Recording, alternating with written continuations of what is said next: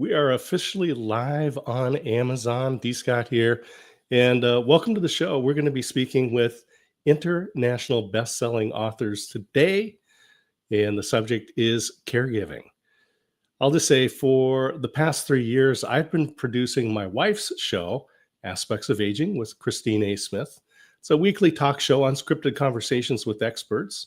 She was a paid caregiver in almost 100 homes. She heard many of the same stories, and then she'd go out to the car and take notes and write them on a scrap of paper.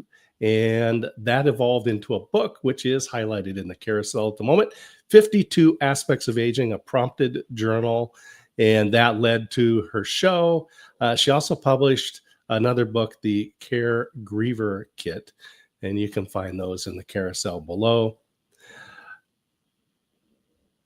But I also want to say that, and I'm going to come back on camera here for a moment, that I get to celebrate coming up the 1 year anniversary of my radio show broadcast on KBBW every week. But if you are not in the broadcast towers between Dallas and Austin, Texas, fortunately, it's available right here on Amazon, The Waco Experience, an American Story. And yeah, it focuses on Waco, but it's stories that resonate with communities all across America. We're all dealing with the same types of issues with housing, with healthcare, with education, crime, and jobs, and those types of things. Waco's doing a pretty good job. So I'm happy to share those stories on the Waco Experience, an American Story. But with that, let's move over to the Caregivers Advocate, Book 2. We have got Debbie DeMoss. She is an author of many books, and we've added those into the carousel. Well, we've added a few of the books in there, like Right to Remember and Color Me Calm. Those are books that she has written. She did the Caregivers Advocate Book 1, which was a stunning success, as is Caregivers Advocate 2. And so with that, we're going to bring at least two of our authors onto the stage. We will get Christina back here in just a moment. But with that, welcome, Paul and Debbie. Thank you for coming on the Amazon Live. So, Thank you for having us. We are excited anytime we get a chance to talk about our fantastic book. fabulous, fabulous. So, with that, Christina, let's have you start and give an introduction and then introduce your co-authors as well.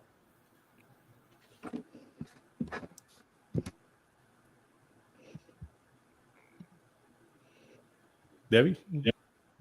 Okay, yeah, I said Christina, so I was Oh, I'm waiting on. sorry, Christina.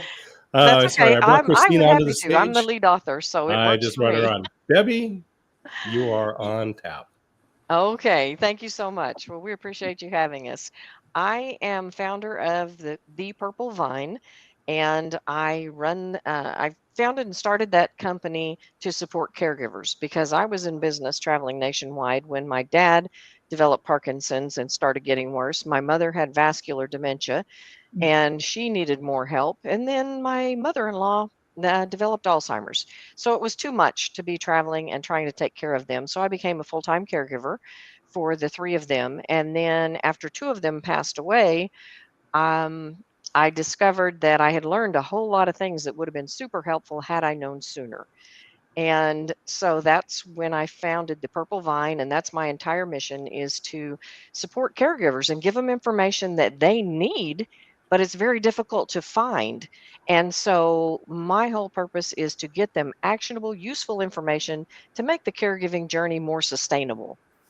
And so in the process of doing that, I gathered 21 authors from 3 countries and had each one write a chapter about things that they wish they would have known at the beginning. And so I will turn it over to Christina to introduce herself. She is one of the authors in this fantastic book. Christina. Yes, hello everybody. I'm Christina Bchanan, and I am one of the co-authors of the chapter Building the Care Team. Chapter 20 is mine, and really, this entire chapter is about building the support pillars for your aging community, and really for yourself and your loved one. And it's building a legacy, really. And so, this particular chapter talks about exactly that. Professionally, I am a speech language pathologist and owner and founder of Trinity Rehab and Wellness, along with Trinity Speech Therapy. So, rehabilitation is near and dear to my heart, and I truly love what I do in helping the aging geriatric side of health. And this is September, so it's Healthy Aging Month, and I'm really excited because this brings a lot of attention to caregiving itself. So, thanks again, Scott, for having all of us here. We're just excited to be here and to share. So, we really appreciate the opportunity to talk about CA2. Absolutely. Paul, you want to introduce yourself? Yes, thanks, Debbie and Scott. Thanks so much for having us on to talk about the Caregivers Advocate Volume 2. We're so proud of the work that we've accomplished with Debbie and all the authors. And I had the honor of writing one of the chapters called Surviving the Sandwich Generation Years, because as a family caregiver to my parents and my uncle, while also raising a young family, I realized that there's not a lot of resources out there for that generation.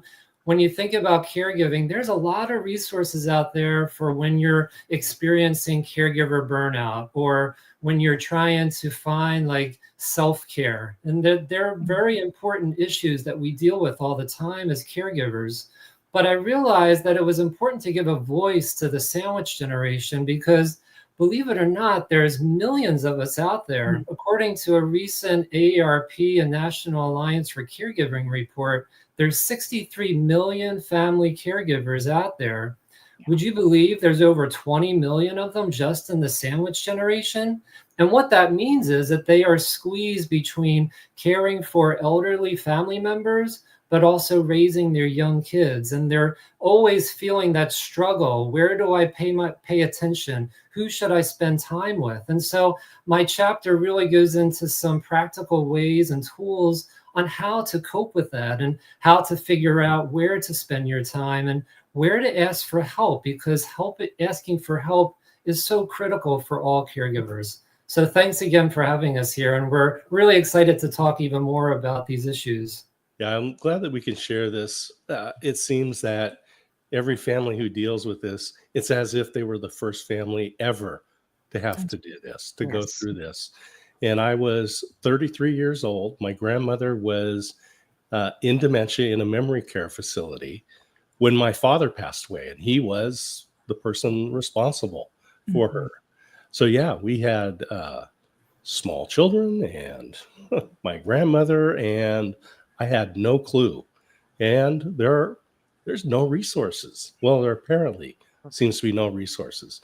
And I'll just say that's the reason why this book, and let me just put that slide back up again so people can see this. We have the Caregivers Advocate 2, and that is available right here on Amazon. And you can click the carousel at the bottom, click the book, it'll open a new tab, and you can hit add to cart. You can send a copy to yourself. The great thing about Amazon is you can be the hero. You can put the address in for somebody that you know who needs this information, who needs the Caregiver's Advocate, and you can have that book sent to them right now. So that's important for people to do. And so having lived that, I am grateful for the work that all of you are doing. And let's talk about the structure of the book, because I love the way these are put together. So let's talk about the structure of the book. Oh, thank you. Yes, I do too, because each chapter starts off with a short story so that you can get to know the person who is writing. And the short story has to do with the topic that they are writing about. So then they share strategies and actionable information that you can use. But then the really fantastic thing is at the end of their chapter, you can get all their contact information. You read the author's bio, you find out how to connect with them on LinkedIn, Facebook, Instagram, whatever, wherever they're at. You have all that contact information. So they're not just someone out there somewhere that you have no idea how to reach. We tell you how to get in touch with them. And then at the very last chapter in the book, this brilliant idea came to me of putting a resource chapter, because I have resources that I use. Christina has ones that she uses, and Paul has different ones. So it was like, why don't we combine these and put them all together? So I divided them out by topic and alphabetized them, and everybody contributed. And there are links so that you can get the resources that you need. There's podcasts that are referred there, other books, because we don't see ourselves as competitors. We see ourselves as collaborators. We're here to help one another and to support caregivers. And that's what you'll find in every chapter of this book. It's a person who has lived the journey and who wants to help others have an easier time. Yeah, if any of the one of you can take care of the 60+ million caregivers out there, that would be just unbelievably amazing. So yeah, it's. I'll just say we've got some comments. Someone says this book will be an incredible gift to your friends or family dealing with caregiving right now. Definitely. And so hit add to cart, get a couple of them for your house, because I've heard there's 3 kinds of people.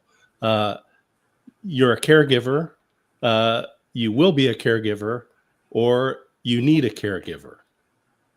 Christina, you're nodding your head, so Nodding let's my pick head. that up. Because I believe that caregiver can be a flex term for someone who is a personal caregiver, a professional caregiver.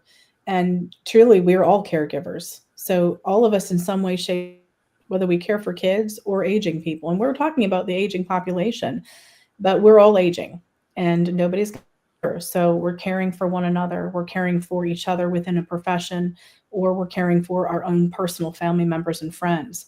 That could be a neighbor, that could be an uncle, it could be a friend. And I think that we don't realize how much we are immersed in this caregiving role on a daily basis. So I do believe that for the aging population, the amount of people who are aging is just getting bigger and bigger, and we need more support every single day.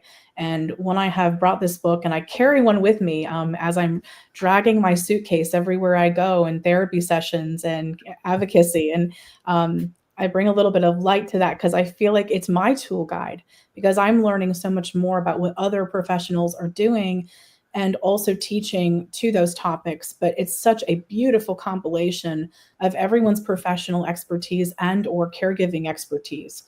And when you're a caregiver once, you'll most likely be a caregiver twice. Mm-hmm. Paul, you're living it. You were talking about how many people, you've done some research, but you're living it. Yes, I was. My parents have sadly passed away. My kids have gotten older, so I no longer have young kids that I'm raising. But there was a time in my life where I was juggling a lot. There is an anecdote that I share in my chapter where within a week, I was moving my uncle out of his home into assisted living, where he was moving because he was in the early stages of Alzheimer's. He was a priest in Connecticut, so obviously he had no children to take care of him. So I was the closest family member to where he was living. The next weekend, my wife and I had our 3rd child. And I look back at that 7-day period. I'm like, what was that? That was a crazy time in my life. Like, how did we survive that? I mean, clearly I couldn't rely on my wife to really be too supportive. She needed my help, so I had to find other people to support me. And that's so critical to the caregiver experience. You really do have to build that circle of friends and neighbors and family members, extended family members when necessary, to really play that supportive role, because you just can't do it by yourself. And I think for guys out there especially, I tell them, ask for help. Don't be the hero. It's not a sign of weakness when you ask for help. It's actually a sign of strength. And so I really do make that a clear point to all the guys out there that are listening. Please ask for help and be very clear about what kind of help you need. Be specific. I need you to pick up groceries for mom next week. Can you drop off Johnny at baseball practice? Be really clear about what you need, because they can't get in your head. They can't figure out exactly what your needs are. So I think that clear communication is extremely helpful when you're reaching out for help. And Paul, I want to stick with you, but I'm going to pull this up again for a moment, show people the book, Caregiver Advocate 2. It's highlighted in the carousel. All you have to do is hit that book down there, opens a new tab, hit add to cart, get multiple copies of this, because you're going to want one. Then you're going to, undoubtedly, if you tell somebody that you read this book, Caregivers Advocate Book 2, they're going to instantly start telling you their stories. Mm-hmm. And you can say, well, let me just give you a copy of this book. And you will bond with them. Paul, I want to stick with you because in so many cases, what I've had is, I mentioned that, I've been producing my wife's show, Aspects of Aging, for the last 3 years, and heard from a lot of people involved in caregiving. And one of the things that comes up is a bias toward women as caregivers. Mm-hmm. And it kind of putting men down as not being good at it. Mm-hmm. And I don't believe that's true. Mm-hmm. Tell us your perspective of living that life. Yeah, I don't necessarily think it's that they're putting men down about it. What I do think is that women are naturally the caregivers in families, and I think a lot of people turn to them when that role is necessary. So a lot of times in the caregiving community, it's the older daughter that takes over that responsibility. If there's an older son, maybe not. If they do have a younger sister, younger sisters. So it really just depends, I think, on the family situation. There's a wonderful doctor by the name of Dr. Potts down in Alabama, and he's written many books about caregiving. He was an only child, and so he's a neurologist, treating patients with dementia. But when his father developed that, and it was his turn to turn into caregiving, he was like, wow, I never really realized what the demands and challenges of caregivers were. And it was like a whole new perspective that he never really completely considered. And I'm sharing his story because he shared it with me, and I've written about it for AARP. So I'm not opening up a Pandora's box here. He has shared the story very widely, but I think it just goes to show you, a lot of men are out there. They're willing to step up. Mm-hmm. They're willing to be that caregiver when it's necessary. And I think these tools, like the Caregivers Advocate Volume 2, will help give them that support, the resources that they need to really step into those roles. Christina, as you've shared, just the fact that you were called to write this book, what was that like? Well, it's funny that you asked that, because when I was called to write this book, I got this message from Debbie Compton from the Purple Vine. And I looked at the message kind of twice, and I was like, okay, is this a scam? Or okay, wait, no, this is Debbie. I know Debbie. And so we had met on a very brief instant a while back. And believe it or not, I was caregiving for my father. I was en route to Boston, Massachusetts. I'm from North Carolina. So I was going back, and I'll share a very personal message with you all because I believe it comes from the heart, and it shows that, again, we go back to the sandwich years. Paul's story and chapter is my own at this time. So it's very near and dear to my heart. And so, I truly had to hang on to my faith and say, okay, God, do you want me to do this right now? And I held on to that, and I kept hearing in my gut and in my mind, yes. And so that's when I answered the call to write this chapter. And Debbie and I tossed back some ideas, and the care team came to mind because it's what I build at different capacities in different buildings with some of my partners It's what I triage when I'm, as a founder and a respected clinician in the area. And so when when I bring in other people, it's inherently what I'm creating in my buildings. And so when I thought of this with Debbie and we said, yeah, we need to talk about this just rang true to so many people that we need to help others build the care that suits them and their family members and that ties them with their loved ones and alleviates hopefully some of that burden so they can have that quality of life shared between their loved one and themselves. That there is a purposeful life between the two, and the caregiver and the client or the patient or the person who is being cared for have a wonderful, hopefully, journey, through this, and that we can come beside them as professionals, but also as people who have experienced it ourselves. So I love it. Let's put this back up. We were talking with authors Paul Wynn, Christina Bchanan, and lead author Debbie DeMoss Compton. And this is an international best-selling book, Caregivers Advocate 2, highlighted in the carousel. Click, it's going to open a new tab. You can click add to cart right there. Debbie, let's talk about your position as the lead author for this book. Well, it was really interesting because it wasn't in my plan, but it was in God's plan, and His plans are so much better than ours. And so I got a call from Laura DeFranco, the publisher at Brave Healer Productions, and she asked me if I would like to be lead author on a collaboration series.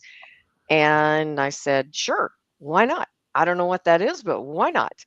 And so she explained to me a little bit about what my responsibilities would be. And so that was for the first book. And I really prayed about it, about who to include in this book, because I wanted it to be impactful. Everyone who volunteered for the books was not accepted to write in the books because it has to be a good fit. And I wanted people who genuinely care about caregivers, who want to help them. I did not want people who just want to promote their company. Now, the majority of us have companies, but all of us don't. Some of those who wrote a chapter did not have companies. And in the Caregivers Advocate 2, we have 3 doctors, several nurses, a wide variety. We've got consultants, social workers, elder law attorney, financial guys, you name it, memory care expert, death doulas. We just have a wide variety. I didn't even know there was a death doula, right? When I did the first one, and I was talking to Veronica Shears. She's precious. I love her. She's an author from volume 1 and volume 2. And she educated me on what a death doula was. And I'm like, that is fantastic. it's We need amazing. to write a chapter. This is great. And then I have a good friend in Israel, Rena Yudkowsky, and we had collaborated previously. And she's a fantastic memory care expert. She boils through the stuff. I was talking to her one day, and I said, I am losing my memory. I forgot this. I can't believe I forgot it. And she said, it's not a memory problem, Debbie. You weren't paying attention. And I'm like, oh, okay, that's true. True. Driving, I'm talking on the phone. I went the wrong direction. But the thing that made the difference was I knew how to correct the problem. I knew how to get back on the right highway and go back the right direction. When you have dementia, first off, you usually don't even recognize there's a problem. Then, if you do recognize there's a problem, you don't know how to correct it. And Mm. you lose that rational thinking. Mm. And so she reassured me and everything. And so that's when I was like, okay, you need to explain this to people, because she's very down to earth and great at it. And we had another returning author, Michael Lewis, who wrote in volume 1 and volume 2. And he does financial planning and talks about, but then the second book, he talks about things that you need to avoid and things that you need to make sure are in place before your loved one gets much worse. And that's critical information that caregivers need. And so often I wind up, as I'm supporting caregivers, I talk to someone and they don't have these things in place. And then it's very difficult because you're playing catch up and you're trying to get things done. And sometimes you can't. You can't resolve the issue because the steps weren't taken in advance. So everything in the book is useful. It's not fluff. We don't deal in fluff. It's not, oh, everything's going to be okay. It's like, no, this is hard. This is it's the hardest job I never applied for, Mm, is that's a caregiving. good way to put it. Yeah.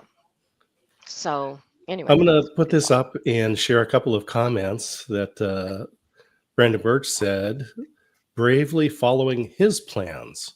So good. And then another person says, the caring in this author cast is other level. You are all amazing people. Oh, And Brandon again says, mission essential things.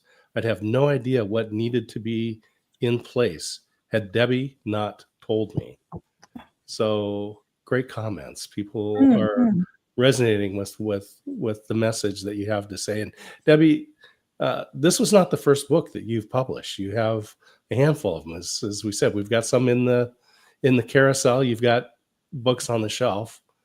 Yeah, not all of them are on the shelf either. It's just it got too cluttered. I have 13 books now, actually, but I did different ones because I was motivated. Originally, I didn't set out to write books, but when my mother-in-law was passing away in our guest room, and I had hospice come in much too late because I didn't know any better. And the hospice nurse came in and she saw the bed alert system that my husband and I created, and she saw the door system, and she says, "Where did you read about that stuff?" And I was like, "Are you kidding me? I didn't read about it anywhere. The stuff on the market did not work for us, so we had to make something that did."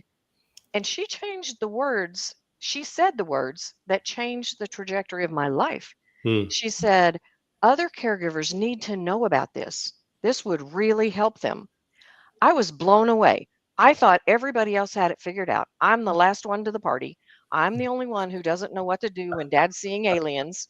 I truly believed that until she said those words. Mm-hmm. And I went to bed and I prayed about it. I woke up the next morning and it's like, I have to write all this down. This is why I went through this, is to help other people. And so, everything happens for a reason and a purpose. Mm. And I think the things that come into your life can either be a stumbling block or a stepping stone. And I'm not a victim, so it's a stepping stone. I like that. And as we were saying, the book is in the carousel. People can click on it, open a new tab, and buy the book. Get several copies. Get a lot of copies. Can you get a volume discount? I don't know. Doesn't matter. Buy the book. Email me. Yes. Buy the book. Yeah, we'll can figure that out. I mentioned my wife's show, and she did have a death doula on just a couple of weeks ago, and it really opened my eyes. Mhm. A death doula is not hospice, but works with hospice, and is really a good intermediary. And so I recommend people read up about death doulas, wherever that might happen to be. Absolutely. And ours is an RN, so she's fantastic. Right? That's what I'm saying. It's right here in the book.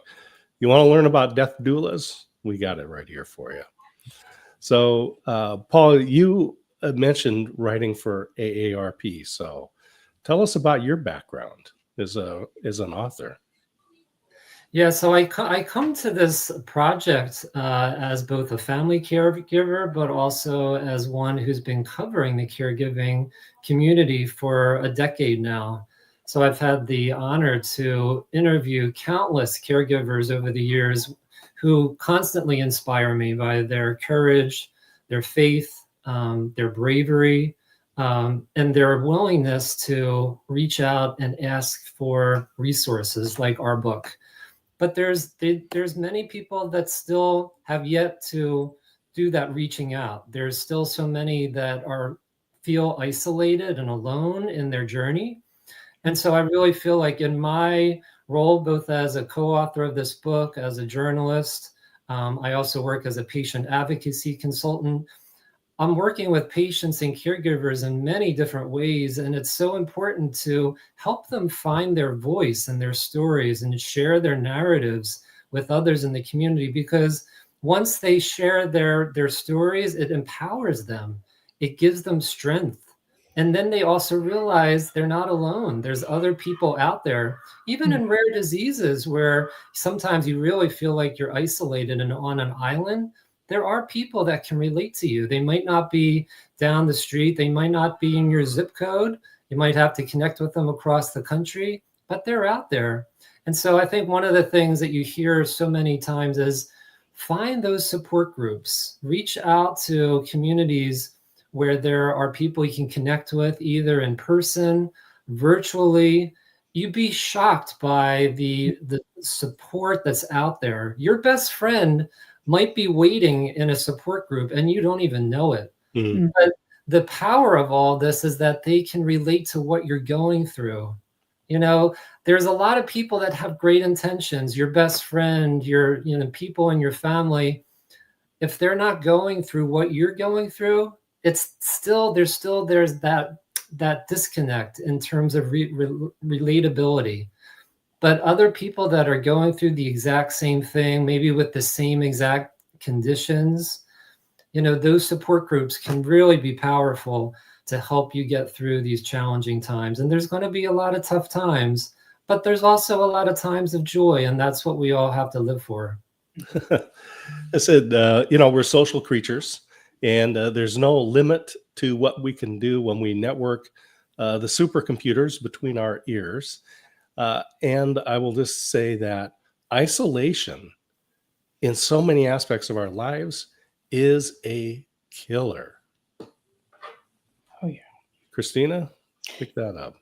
I certainly can. As a communication specialist, I can tell you that right when I started my company in 2020, there was such a need. I mean, beyond need for engagement. And, I think about caregiver life, and Paul nailed it just a second ago, that it does feel very lonely. But I think about a time when we were in a pandemic where the person being cared for did not feel that care, and caregivers were separated from them for so long, and isolation. I think right back to that time, and how I, and as well as many other like new business owners, started opening businesses to create a better, really kind of like triage system within our area over here in North Carolina. We have many, many small businesses that rose up to answer the call of isolation, and to bring services to people, and to bring not only just our expertise, our services, but to support the families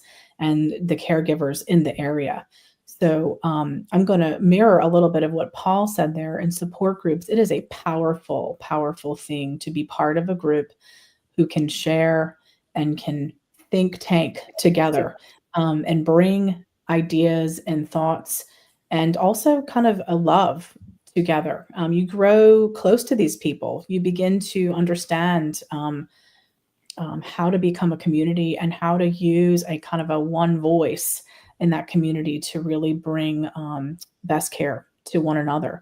And you become lean-tos, in the community. You grow these groups, and I've seen many groups in this area become extremely powerful resource tools, where they connect into dementia organizations like the Alzheimer's .org. We have a lot of chapters around here, and folks will plug right into those chapters, and we'll create support groups from there, but also smaller ones within our buildings. I was just talking to somebody today, a caregiver of one of my former patients, and she created her own within one of our senior living facilities. And it came from a need.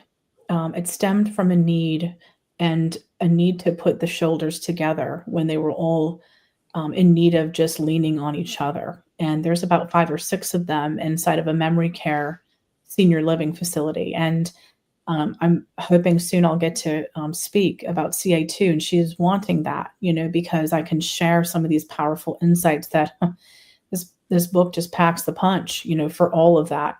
And it can really be not just a read. It's a tool. It's a source. It's a guide that can help so many people.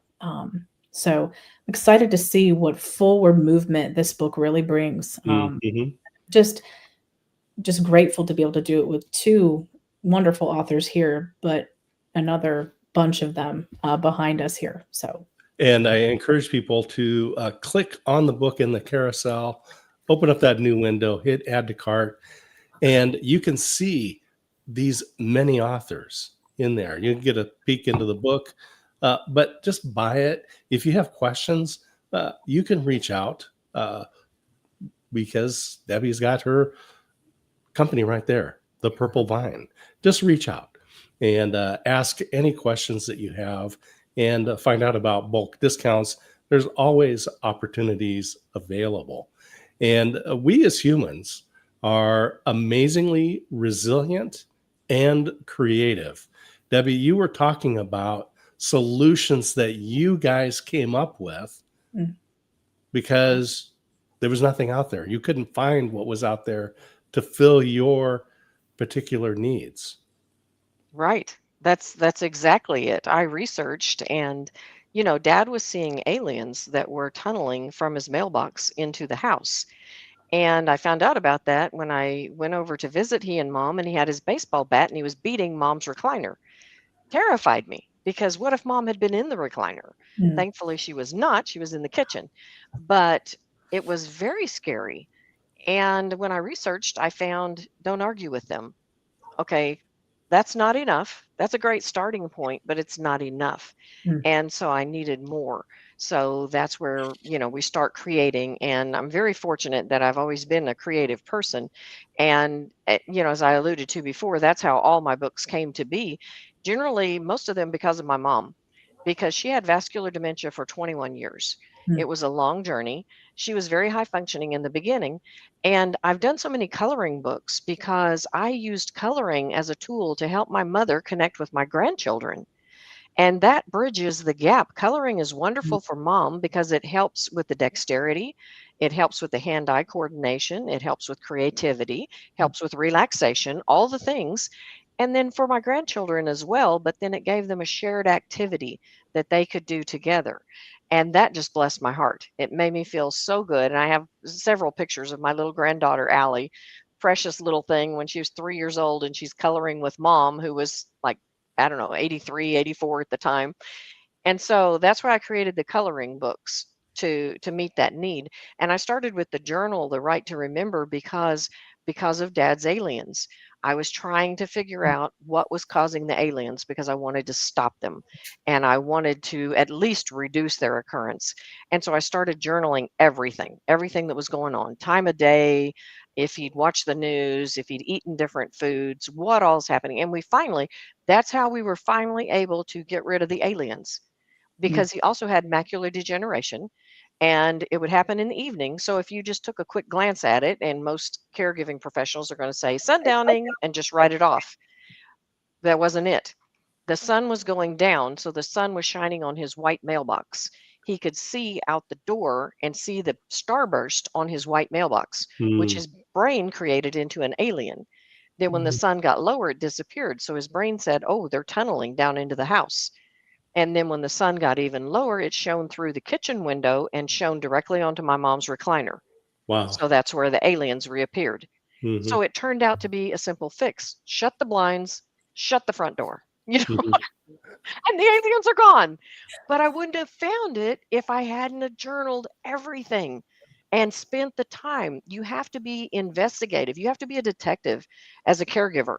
You need to dig deeper. Don't just accept the standard. And I just don't like throwing a pill at things. I want to solve the problem, and let's fix the problem, and let's see how we can stop it from happening again if possible, because that's what I want to do. And sadly, when you're in a caregiving situation, you're stressed. And when you're stressed, you're tensed up. Your muscles are tight, your oxygen flow to the brain is tighter, so your creativity is reduced. It's hard for you to think of creative solutions, which is why I do caregiver Zoom calls. You call me, you can call from the comfort of your home, and you can talk to me about it because I'm not stressed anymore. And I will help you come up with a workable solution because I'm a creative person. And I've seen a lot, being around the block 3 times. But and then lots of consulting and caregiving and everything too. But you learn more and more and more, and every situation is a little bit unique, but there are also a lot of commonalities. And so that's why the Caregivers Advocate Volume 2 is not just for dementia caregivers, although that is my specialty, because dementia is the only thing that I have firsthand experience with. But these other co-authors have experience in a lot of different areas whether it's diseases or cancer or aphasia and stroke and all sorts of things. So there's something in it for every caregiver. It's not just one type. And that book is right here. And we did highlight and available in the carousel is Color Me Calm and Right to Remember. So those books are available as well as the Caregiver's Advocate 2. You can also get Caregiver's Advocate 1. Why not? Get the match set. Looks good on the shelf, but it's better in your heart. And I had always thought that the only way to deal with aliens was not shutting the blinds and the door, but it was with glasses of water. At least that's what I learned from Mel Gibson, right? I saw that movie. Yeah. So anyway, just I didn't put that in the carousel. You can't go watch Signs tonight, but you can buy a book, and the book delivery will be quick, and so you can learn and enrich your brain and benefit your life and the lives of those around you. So as we start to wind down today's conversation, and Debbie, Christina, Paul, thank you for taking the time to write this book. I know that it's a sacrifice for yourself, for your businesses, for your family to do this, but it's so important that we capture other people's stories and the practical advice that we can apply. And again, you're a caregiver, you're going to be a caregiver, you're going to need a caregiver. Get the book now. Don't wait, right? Learn the tips now. Absolutely. And as I said, as you start to tell people, oh, I've been reading Caregivers Advocate 2, and I just ordered book 1, people will start telling you, oh my gosh, my mother, my aunt, my brother-in-law, they'll tell you these stories, and then you can listen to them and you can say, you know, chapter 3 is really a good place for you to start. Mm-hmm. Yes. And it's divided that way. You can look at the table of contents and go to the specific chapter that you need at the moment. And then you can go back and read the other parts later. And I would like to throw in there real quick too that Caregivers Advocate Volume 1 and Volume 2 are completely different. There's no duplication. They are different topics, different information, different materials. So you don't have to worry about getting the same stories from a different person. That's good. That's good. I remember listening to a TEDx talk from great speaker Eddie Obang, and his first talk was like 12 minutes, and the second one was 16 minutes. And he starts off with saying, don't think that I'm just going to give you the same talk, but talk slower. So, yeah, you're not going to get the same information. Buy 1 and 2. But at least buy book 2 today. That's what we're talking about. We've got the authors. You can ask them questions right here on Amazon Live. And this is what the book looks like. And I know that all of the books that come out of Brave Healer Productions are beautifully put together. The layout, the print, you'll just feel like you're in a deep library somewhere as you read these books. So let's go around and just get some highlights that you want people to remember. And Paul, we'll start with you, and then we'll just go back to Christina and Debbie. Yeah, so remember, first of all, you want to buy the Caregivers Advocate Volume 2. It is available on Amazon, Kindle, paperback, and it's such a great read because, like Debbie and Christina have mentioned, it covers so many different topics.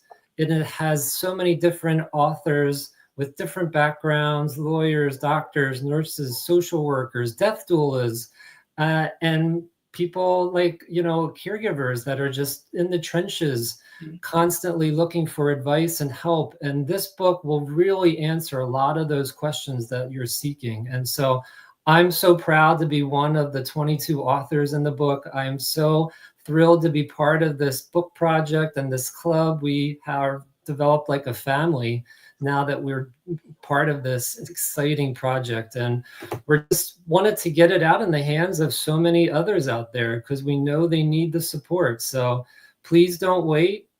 jump in, be part of our community, and we will look for your questions, and we will be here to support you. Beautiful. One thing that I'm going to say about the book, and kind of capstoning everything we've talked about, is this is definitely a book that you want to digest one bite at a time. We've highlighted that a little bit earlier, but I think reading the different chapters at different keystrokes of life is a great way to kind of really hone in on what you need as a caregiver as you're going through the journey. It's a journey. It's not a race. It's a marathon, and it's going to ebb and flow. It's going to wax and wane. Caregiving, the beautiful part about it is it's a season of growth, and there's joys, there's trials, there's tribulation, but as you go through the hills and the valleys, just know you have a massive group of authors, and support now through 2 books, but specifically volume 2, Caregivers Advocate volume 2. This packs a very powerful message that you are not alone, that we are with you, and that you have immense professional and personal help coming from so many of us. And the book is meant to be exactly what one of the comments and one of the reviews had said, a big caregiver hug. So we hope that we bring that to you, and we hope we bring light and joy, peace through the wax and wane of the storm, through the wax and wane of that journey, through that marathon, mile by mile, we're with you. Beautiful. Yeah. Very well said. And that is true. And I loved one of the quotes too that we received that said, I laughed, I cried, I didn't know the information that I needed to know. And that just really blessed my heart as well. So you want to grab your copy of the Caregivers Advocate Volume 2 and share it with someone else. Because the thing that caregivers, that I would just, in speaking to the caregivers, let go of perfectionism. Stop comparing yourself to other people who appear to have it all together. They don't. I assure you, they do not. And that's something that I appreciate from all the authors in this book, because they are not standing on a pedestal looking down at you, teaching you all these things. They're saying, hey, I messed up. I am down in the trenches too. Nobody's perfect. And that was a tough one for me because I wanted to do it perfectly. There is no perfect. You need to let go of that and cut yourself some slack, because a lot of times you're comparing yourself to someone who is working an 8-hour shift and then they're going home and resting. They have a life. They can just turn it off, and then they can come back and be their best self. You may have gotten 3 hours of sleep in 2 days. I know. I have been there. And when you're completely exhausted and totally worn out, you are not at your best. And that's why in this volume, I talk about stress relievers, 5-minute fixes. And it's 5 minutes or less to reduce your stress. That's scientifically proven to work. But not only that, because that may not mean so much to some people, I know it works because I did it, because I used it. I don't recommend something that I haven't tried. And I even tell you that too, because I'm like, some people like to run for stress relief. I don't do that. If I'm running, something's chasing me. So here we have Caregivers Advocate Book 2, a complete guide to support and resources. Debbie, you mentioned a lot of the resources in the back that are available, and I believe that each one of the chapters also has contact information for the authors. So if Debbie or Christina or Paul has touched you today and you would like to reach out to them, all of that contact information is in the book. So hit the book in the carousel, hit add to cart. It'll show up and you'll have everybody's contact information, and you'll have all the complete resources that you need. So book 1, book 2. And before we got on screen, when we were back in the green room, there was a funny comment about, well, what about volume 3? And here's what I have to say about that. Anyone that wants to get an answer to that question, here's the deal. Buy book 1, buy book 2, read book 1, read book 2, write a 5-star review on Amazon, take a screenshot of that, send it to Debbie at the Purple Vine, and get your answer about book 3. So there you go. Deb It's an easy at process. thepurplevine.com. we are all in this together, right? Yes. So, Love it. well, with that, I'm just going to say, Debbie, thank you for pulling everyone together for this book. I know that, again, it is a sacrifice for everyone to do this. It is an important thing that we do because, as we said, we are all in this together. We need each other. Christina, you said it well, that somebody has actually gone out and created their own groups because it didn't exist for them.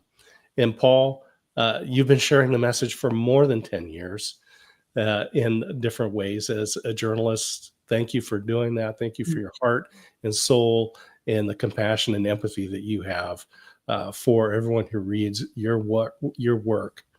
And with that, I want to give Debbie the last words before we sign off. So Debbie, you get the sign off and the inspiration for people to follow this journey as a caregiver. Oh, wow. Thank you. I was not prepared for that, but I always have something to say. So we just appreciate you so much. Thank you, Scott, for making this possible and for the so many that are going to be able to view this both live and the replay. We appreciate you. If you are a caregiver, God bless you. You are doing sacred work. It is very necessary work, but you don't have to do it alone. We want to help you. And I know that it's very difficult to find the support you need. That's why I created the Caregivers Advocate Volume 1 and then Volume 2 so that you can connect with over 40 specialists who can help you. So let us help you. And you can email me, Deb at the Purple Vine, and do the things that Scott suggested, and then I'll tell you. So we stand ready to help you. We love you. Thank you so much for giving us this opportunity.